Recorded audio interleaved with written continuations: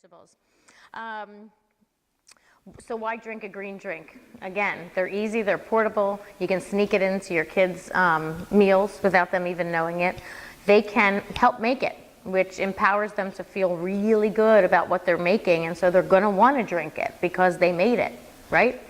Even if they really don't like the taste, they're going to want to drink it.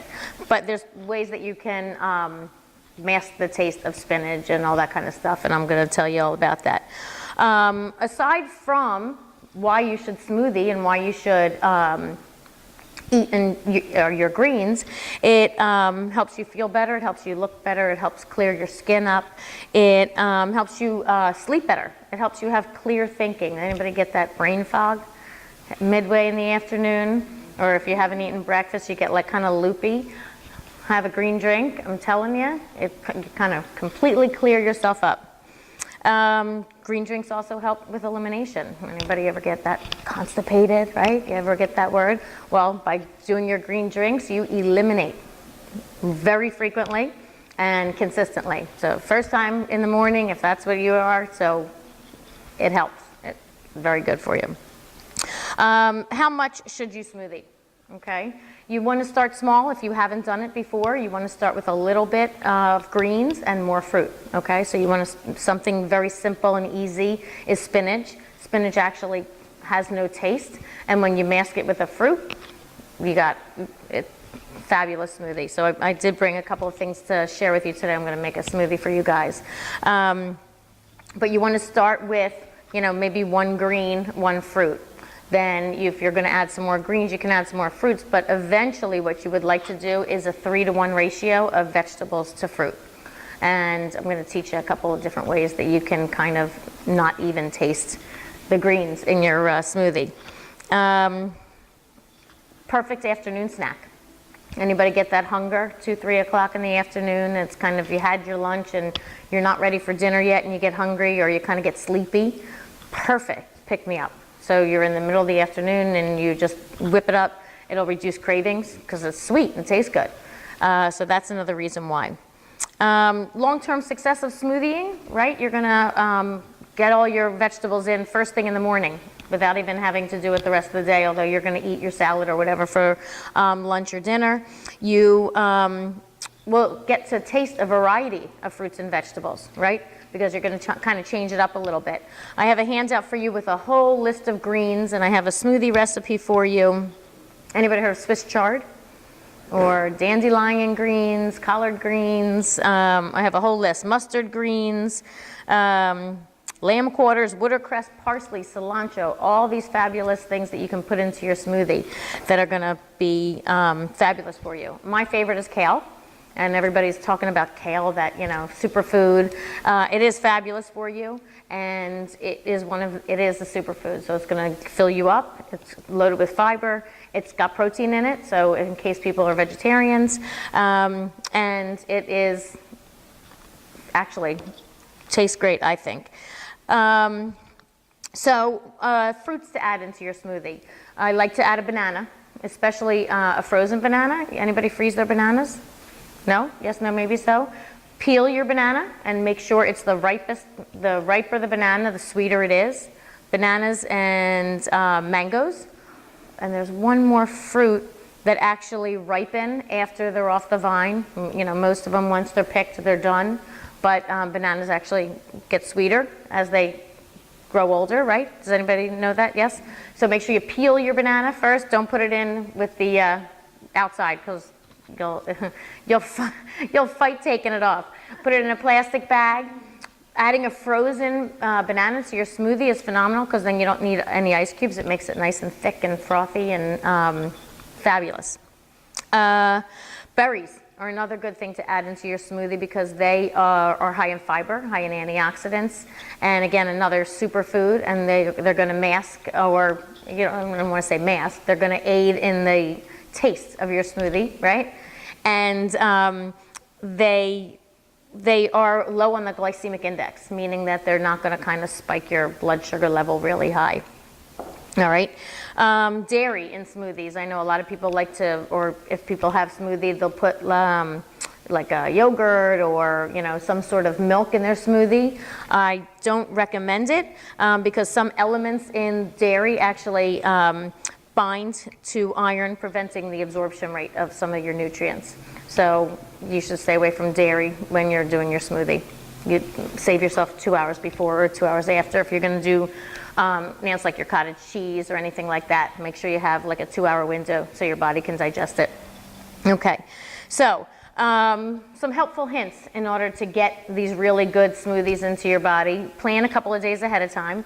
I'll go to the grocery store and have like a list of all the greens that I want and keep them a few days in my refrigerator.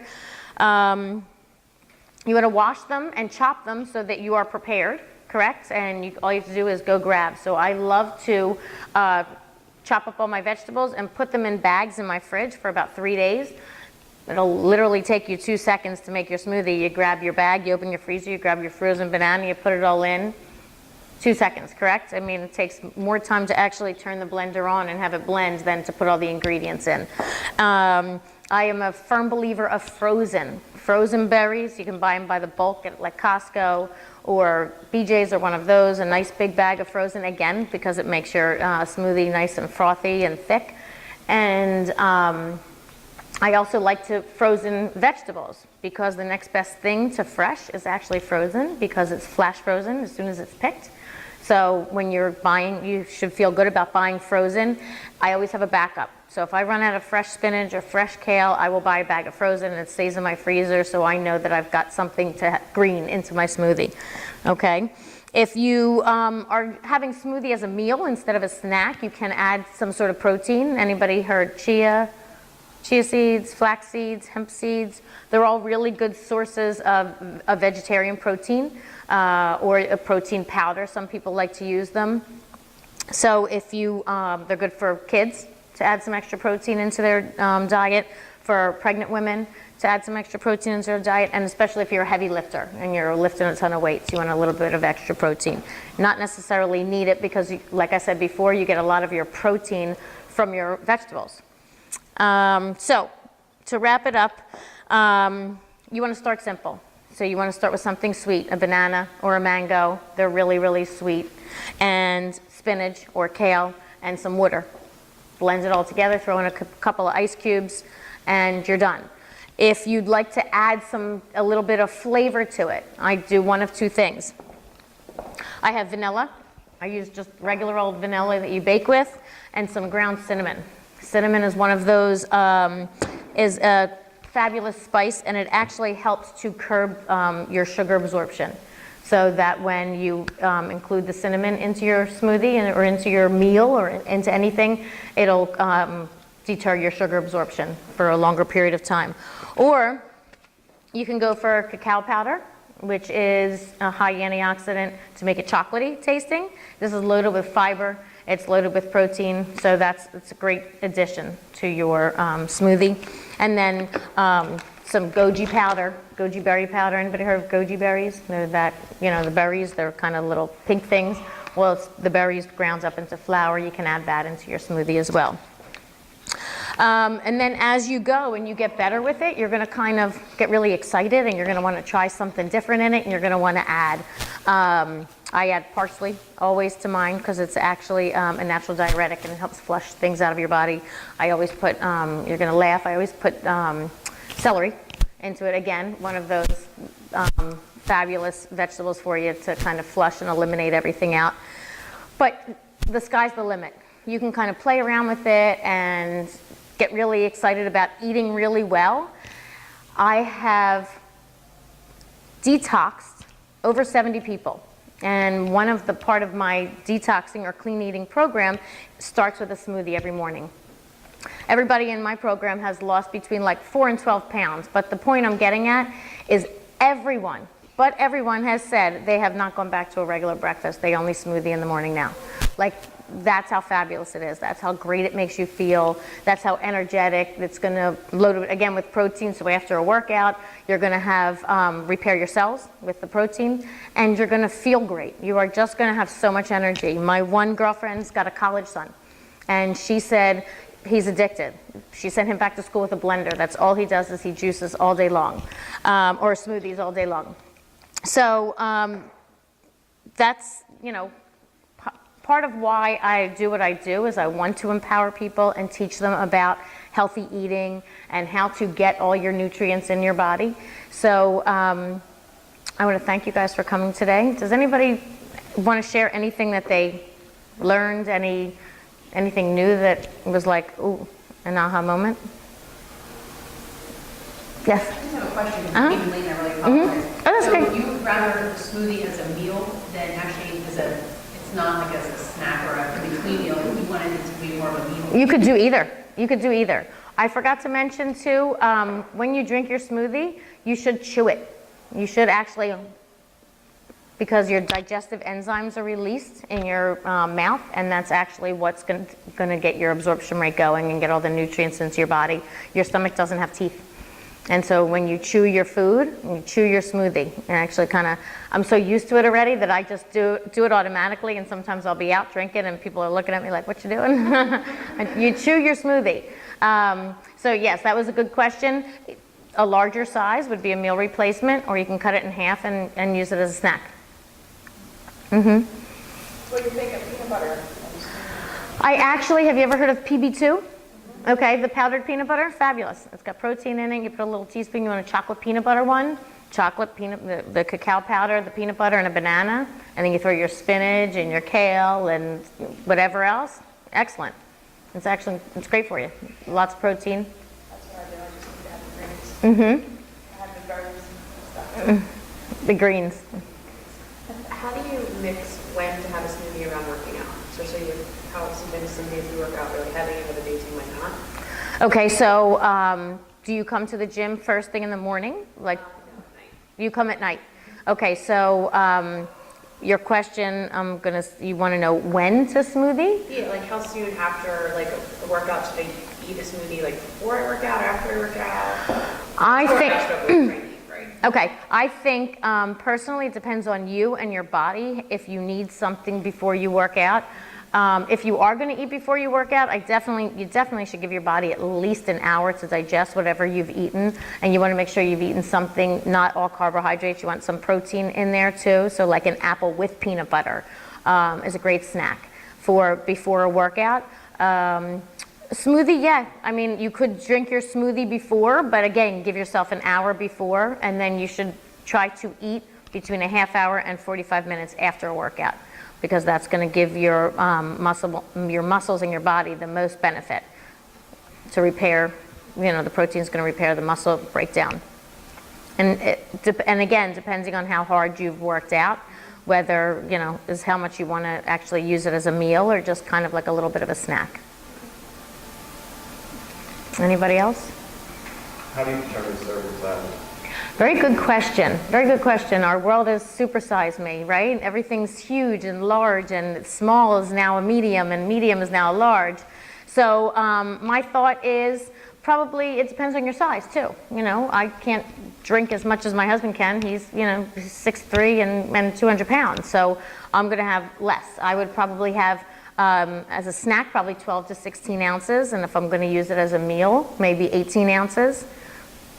But ultimately, you want to learn what works for your body and what you need in order to feel satisfied, right? Anybody else? How about almond milk? What do you think about that? I love almond milk. I put almond milk in my smoothies. I put coconut water in my smoothies.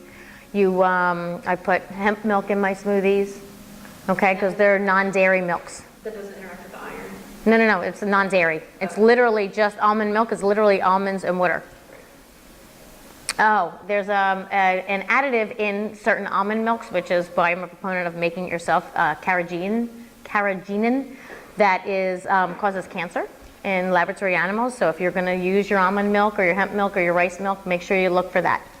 And I'll send out an email and write exactly how to spell it. But you want to make sure that you avoid that in your milks. Okay. So anybody learn anything new? Learn anything? somebody's got something, there's had to have been something you learned. Yes, that's a smoothie would be a meal. Like, to me, it's always a snack food. I Mm-hmm. don't usually eat something because they're always made with dairy, can't do dairy. So I don't realize you can kind of just, Oh, yeah. banana, like, just kind of, Just water? You have to add milk or water or. Just water? Water? Coconut water? Anybody drink coconut water? A little bit. Coconut water is phenomenal for you. It's very, very good for you. It's actually is good for rehydration. So it's a great little afternoon snack. You know, a cup or two of coconut water, give you a little boost of energy and rehydrate you. So throw that into your smoothie. That's phenomenal for you. Really good. what can you do with kale besides put it in a smoothie? Oh God, everything. All the time in the grocery store now, but I've never used it. I'm kind of afraid to buy it. Oh, kale's phenomenal. I mean, you can, that's a whole nother workshop. I can do a whole cooking. Do you put it in a salad or do you have to cook it? Is it, Both. you can do Both. You can just kind of eat it raw? Absolutely. What you want to do too is if you do use kale raw, you want to massage it because it breaks down the fibers in kale are so many and it's so dense that it's really, really stiff and crunchy. So if you massage it in your hands, in between your hands, you wash it and you massage it, you break down a lot of the fibers, and so it's easier to digest and tastier. You could just put a little olive oil on your hands too and kind of work it in there so you're getting some really good for you fats. Okay? Yeah? All right, so I'm gonna make a smoothie for you, but first, I have, anybody have a Vitamix? Anybody know? I love my Vitamix, okay? This is a Vitamix. This is actually, gets used at least once a day in my house, and this is kind of what I use to make all my smoothies. You can make soup, you can do absolutely everything, and I don't work for Vitamix, I just love it. So I would be like, oh yeah. But I have, if you fill out your name and email address, we're gonna pick a winner, and I have a magic bullet, which is very similar. And it's portable, so you can take it on the go. I want to thank you guys for coming today. So fill out your name and email address, and you can have one of these and get smoothie in right away as soon as you get home, right? So here, take one of these and pass it around. You guys have pens. So take one and pass them around.